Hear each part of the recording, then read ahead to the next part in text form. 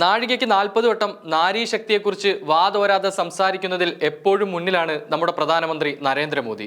സ്വാതന്ത്ര്യ ദിനത്തോടനുബന്ധിച്ച് കഴിഞ്ഞ ദിവസം നടന്ന പ്രസംഗത്തിലും മോദി സ്ത്രീ സുരക്ഷയെക്കുറിച്ച് വാതോരാതെ സംസാരിച്ചു.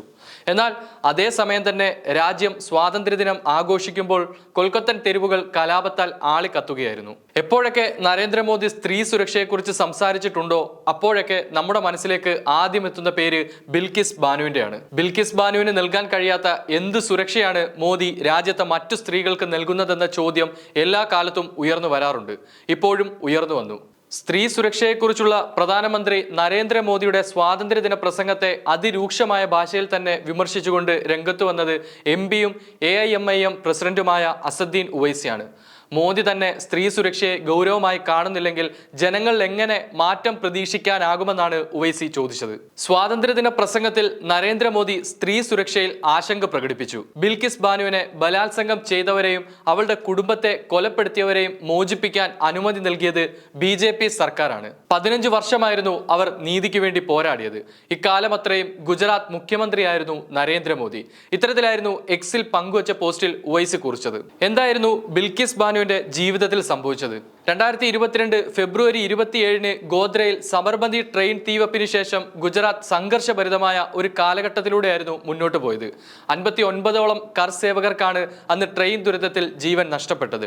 ഇതേ തുടർന്നായിരുന്നു ഗുജറാത്തിൽ കലാപം പൊട്ടിപ്പുറപ്പെട്ടതും. കലാപകാരികളുടെ ആക്രമണത്തിൽ നിന്ന് രക്ഷപ്പെടാൻ ബിൽക്കിസ് ബാനു എന്ന യുവതി തന്റെ 3.5 വയസ്സുള്ള മകളോടും ഭർത്താവിനോടും മറ്റ് 15 കുടുംബാംഗങ്ങളോടുമൊപ്പം സുരക്ഷിതമായ ഇടം കണ്ടെത്തുന്നതിനായി രൺദീക്പൂർ ഗ്രാമത്തിലെ വീട്ടിൽ നിന്ന് പാലായനം ചെയ്തു.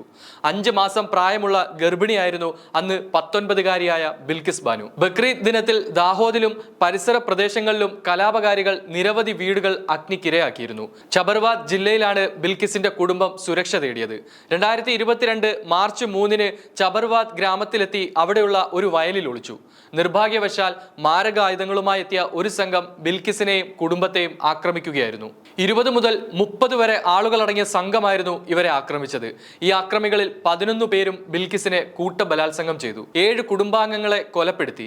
ജീവിതത്തിനും മരണത്തിനും ഇടയിലായ ബിൽക്കിസിനെ പിന്നീട് ഗോദ്ര ദുരിതാശ്വാസ ക്യാമ്പിലേക്ക് മാറ്റി. അവിടെ നിന്ന് വൈദ്യ പരിശോധനയ്ക്കായി ആശുപത്രിയിലേക്ക് കൊണ്ടുപോയി. കേസിൽ ആദ്യം തന്നെ തിരിച്ചടി ലഭിച്ചത് ബിൽക്കിസ് ബാനുവിന് തന്നെയായിരുന്നു. പരാതി രജിസ്റ്റർ ചെയ്തതിന്റെ അടിസ്ഥാനത്തിൽ അന്വേഷണം ആരംഭിച്ച ഗുജറാത്ത് പോലീസ് തെളിവുകളുടെ അഭാവത്തിൽ കേസ് തള്ളിക്കളയുകയായിരുന്നു. എങ്കിലും നീതിക്ക് വേണ്ടിയുള്ള പോരാട്ടത്തിൽ നിന്നും അവർ പിന്മാറിയില്ല. മനുഷ്യാവകാശ കമ്മീഷനെ സമീപിച്ചുകൊണ്ട് ബിൽക്കിസ് സുപ്രീം കോടതിയിൽ ഹർജി നൽകി. തുടർന്നുള്ള CBI അന്വേഷണത്തിലായിരുന്നു 18 പ്രതികളെ അറസ്റ്റ് ചെയ്തത്. 2004 ഓഗസ്റ്റിൽ തെളിവുകളിൽ കൃത്രിമം കാണിക്കുന്നതിനെക്കുറിച്ചും സാക്ഷികൾക്കുള്ള അപകട സാധ്യതകളെക്കുറിച്ചും ബിൽക്കിസ് ആശങ്ക പ്രകടിപ്പിച്ചു. തുടർന്നാണ് വിചാരണ അഹമ്മദാബാദിൽ നിന്നും ബോംബെയിലേക്ക് മാറ്റാൻ ഹൈക്കോടതി തീരുമാനിച്ചത്. 2008 ജനുവരിയിൽ ബലാത്സംഗം, ഗൂഢാലോചന, കൊലപാതകം തുടങ്ങിയ വിവിധ കുറ്റങ്ങളിൽ 13 വ്യക്തികൾ കുറ്റക്കാരാണെന്ന് വിചാരണ കോടതി കണ്ടെത്തി. ഇവരിൽ 11 പേർക്കും ജീവപര്യന്തം ശിക്ഷ ലഭിച്ചു. വിചാരണ കോടതിയുടെ വിധിക്കെതിരെ പ്രതികൾ ഹൈക്കോടതിയെ സമീപിച്ചു. 2017 മെയ്യിൽ ബോംബെ ഹൈക്കോടതി 11 പ്രതികളുടെ ജീവപര്യന്തം ശരിവെച്ചു.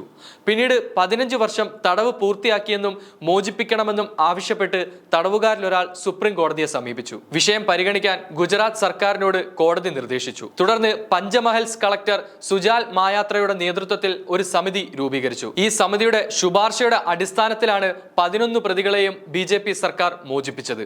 ഇത് വ്യാപകമായ പ്രതിഷേധത്തിന് കാരണമായി. തൃണമൂൽ കോൺഗ്രസ് മുൻ MP മഹുവ മൊയ്ത്രയും മുൻ CPI MP സുഭാഷിണി അലിയും ഉൾപ്പെടെയുള്ള പ്രമുഖർ 2022 ഓഗസ്റ്റിൽ പൊതു താൽപര്യ ഹർജികൾ സമർപ്പിച്ചു.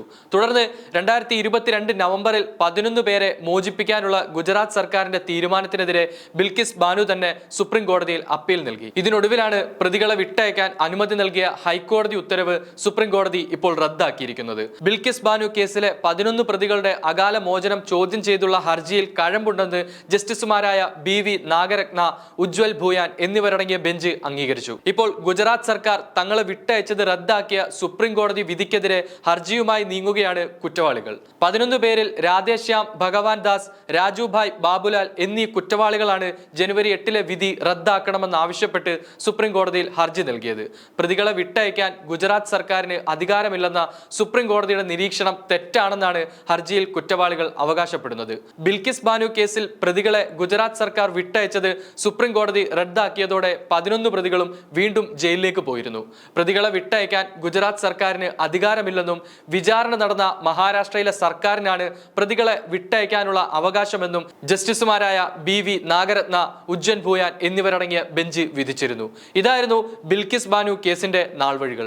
ബിൽക്കിസ് ബാനു വിഷയം പരാമർശിച്ചതിനോടൊപ്പം തന്നെ നിരവധി സ്ത്രീകളെ ലൈംഗികമായി ചൂഷണം ചെയ്ത കർണാടകയിലെ മുൻ MP പ്രജ്വൽ രേവണ്ണയ്ക്ക് വേണ്ടി പ്രചാരണം നടത്തിയ ആളാണ് മോദിയെന്നും ഒവൈസി ചൂണ്ടിക്കാട്ടിയിരുന്നു. വ്യോമസേന, കരസേന, നാവികസേന, ബഹിരാകാശ മേഖല തുടങ്ങിയ നിരവധി മേഖലകളിൽ വനിതകളുടെ നേതൃത്വത്തിന് രാജ്യം സാക്ഷ്യം വഹിക്കുന്നുണ്ടെങ്കിലും ആശങ്കാജനകമായ ചില സംഭവ വികാസങ്ങളും നടക്കുന്നുണ്ടെന്നായിരുന്നു സ്വാതന്ത്ര്യദിന പ്രസംഗത്തിൽ മോദി പറഞ്ഞത്. നമ്മുടെ അമ്മമാർക്കും സഹോദരിമാർക്കും എതിരെയുള്ള അതിക്രമങ്ങളിൽ രാജ്യത്ത് വലിയ രോഷം ഉയരുന്നുണ്ട്.